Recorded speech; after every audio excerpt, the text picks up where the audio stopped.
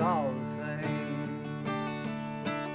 Only the names will change every day. It seems we're wasting away. Another place where the faces are so cold. I travel all the night just to get back home.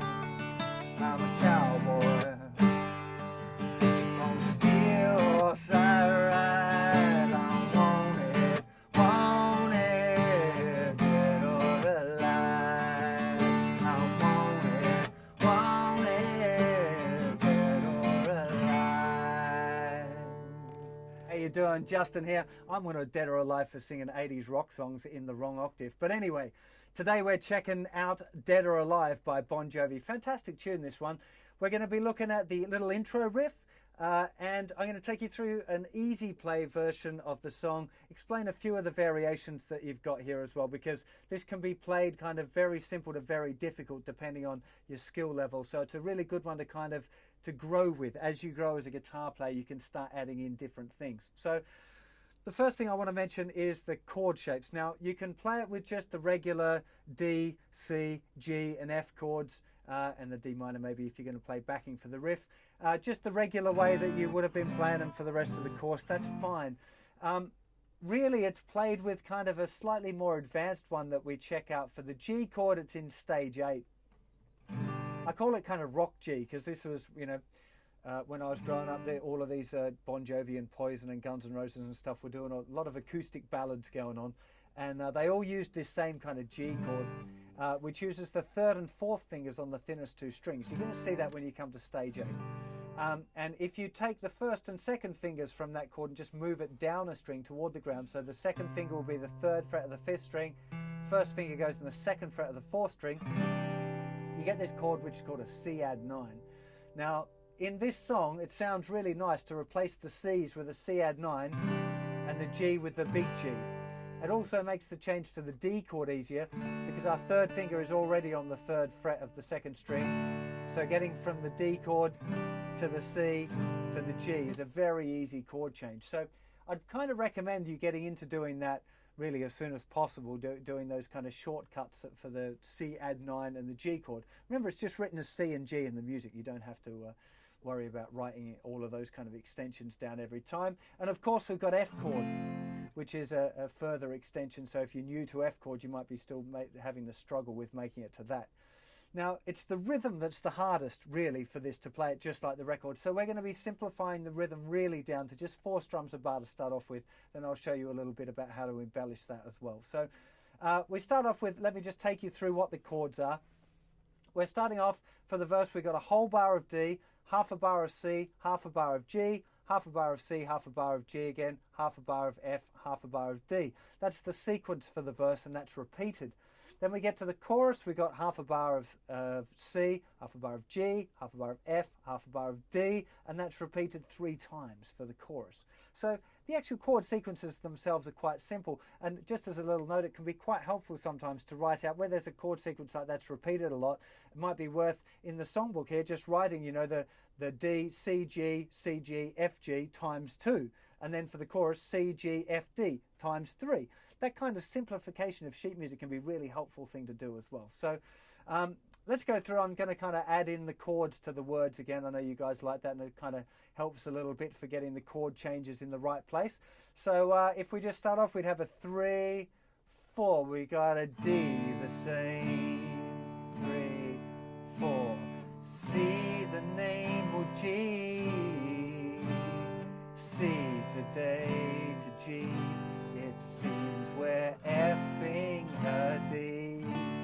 Sounds peculiar. A D plays 3, 4, where the C chords are so G. I'd C chord all G just to F chord the D. Into the chorus. I'm a C chord G. On an F chord a D, I'm a C chord G, F for a D, and I'm C chord G,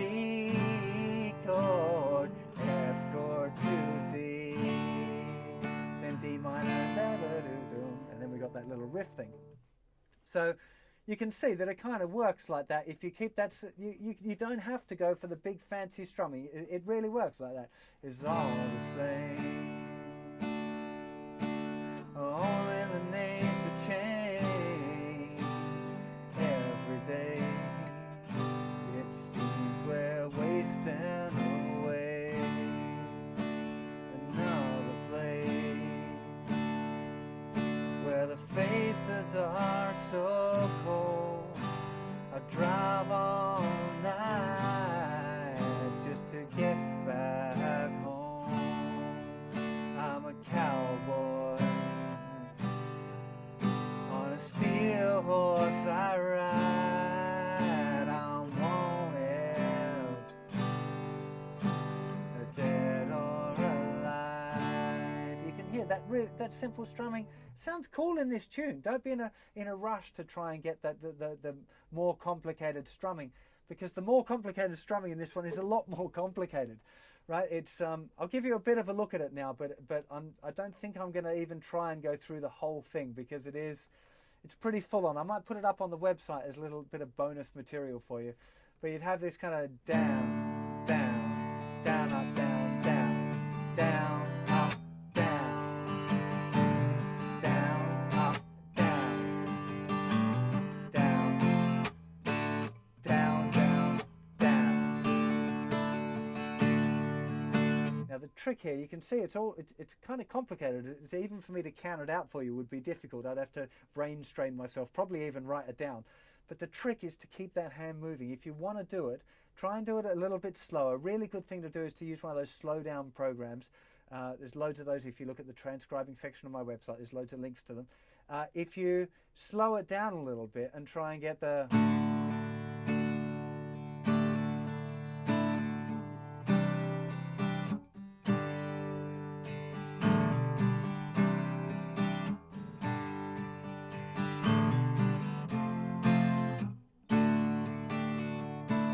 If you're watching my strumming hand now, you'll see it doesn't stop moving.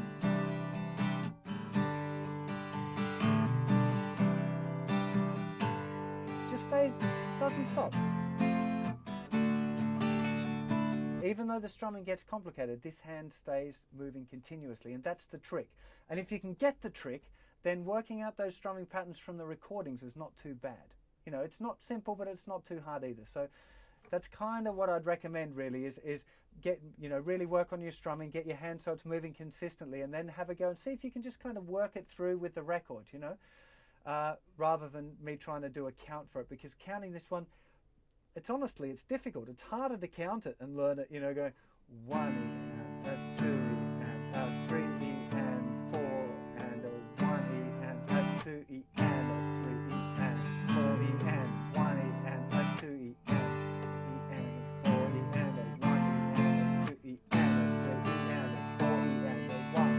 and that was difficult. I was really having to maximum concentrate just to be able to mumble the rhythm to myself, so that means it's a kind of a tricky strumming pattern. But like I said, I'll try and get the strumming pattern up on the website as well to give you a little bit of a hand. Hopefully I've shown you though that you can play this song with the simple strumming, and it's a really nice one to play along with the simple strumming. Don't feel like you have to wait until you've nailed exactly the strumming on the record. Just play along with the record with the simple strumming. It really sounds cool, So let's get to a close-up and have a look at that little intro riff. I'm just going to be calling the fret numbers for you. You've got an open D string, which is called a pedal in this case, because we keep coming back to it. So the open D, 14th fret, 13th fret, 14th fret. Then we keep the second string on, lift off the first finger, slide the second finger down to the 12th fret. We're going to go open, 12, 12. Now that's the third finger playing the thinner string now. Move that down 2 frets. Then we go back to second finger moves to 9th fret, first finger on the 8th fret, thinner string. Of course, I'm hoping you realise that you don't play the second string there at all. Then back to second and third fingers at the 5th fret. First and second finger, 4th fret, first finger in the 3rd fret. Then pluck the 4th, slide it, and then pluck the 1st fret, which is the first finger is going to be there.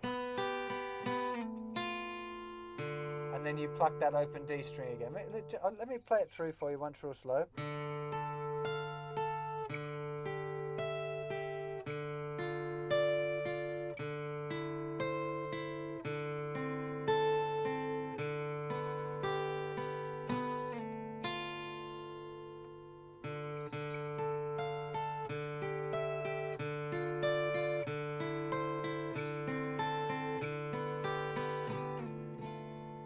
Really, if you get the right fingering for that one, it's not too tricky. You might have a little bit of fun with the pick here because you'll be going down, up, down, up.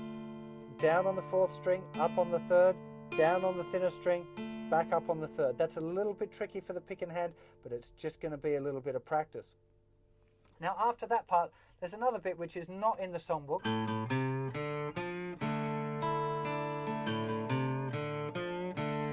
I think it sounds really cool, so I'm going to show it to you anyway. It's open A string twice, second finger's going the 3rd fret of the 5th string, and then a little pull, little curl, open D, second finger goes in the 3rd fret of the 4th string, little curl again, little kind of string bend, and then the top part, it's kind of a D sus2 chord, I guess.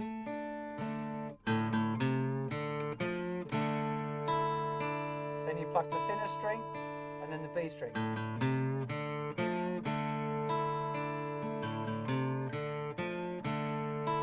Does that 3 times, then F, D.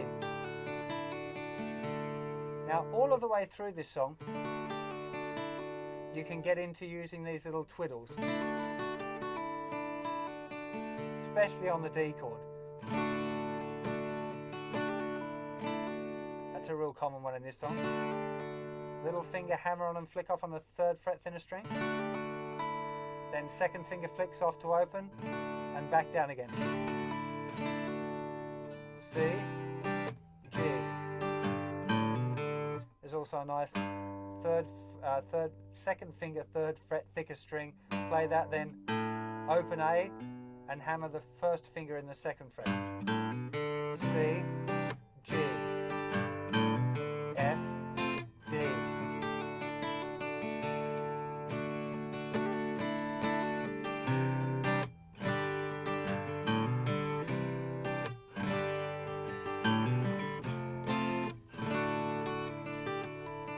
You can really, have a good play around with that D chord once you've done your sus chords, of course, not before. Really cool tune, this one. Brings a lot of fond memories back for me of playing this in bands when I was growing up, Great tune, really good kind of band song. Fun one to play along with the record as well. I'm sure you'll enjoy it. Hopefully you'll find the intro a little bit challenging. That's a good one for kind of working on your picking and stuff. And there's a lot of room to grow in this song. It can start really simple and sound really good if you want to play it at a barbecue or whatever and just use simple strumming, get everyone to have a sing along, it'll sound fine. But if you want to, you can really work on getting that strumming up and kind of adding all of the little sus chord inflections and the little runs between stuff. And, you can make it sound pretty cool, this one. So it's a good song to grow with. So hope you enjoy playing that one, and I'll see you for another lesson or song or riff or lick or something like that very soon. Take care of yourselves. Bye-bye.